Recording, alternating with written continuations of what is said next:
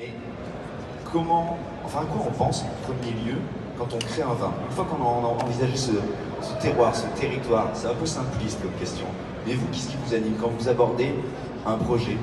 C'est quoi les premières choses qui vous viennent en tête? Vos premiers objectifs, vos premières perspectives? En fait, il y a plusieurs choses. D'abord, il faut tomber amoureux de l'endroit que vous visitez. Et quand on rachète une nouvelle propriété, je dis toujours qu'en 3 minutes, j'ai compris si on allait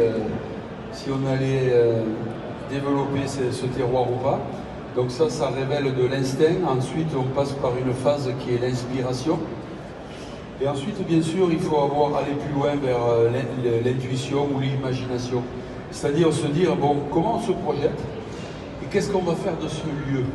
Et quand on dit ça, il faut avoir l'humilité de comprendre qu'il faudra 2-3 ans pour comprendre chaque parcelle de ce terroir. Mais surtout, on a en tête une vision de ce qui va advenir. Et quand, par exemple, je suis arrivé au Clos du Temple, et au bout de 5 minutes, j'ai été sidéré par la beauté du lieu. L'âge des vignes, la rencontre entre le calcaire et les schistes. Et quand vous avez ça, vous dites merci Dieu, mais grâce à Dieu, on a cette nature qui est parfaite. Comment moi je vais apporter ma pierre à l'édifice, je vais révéler ce terroir qui n'a pas été encore mis en musique, vous savez. C'est comme quand vous créez une partition.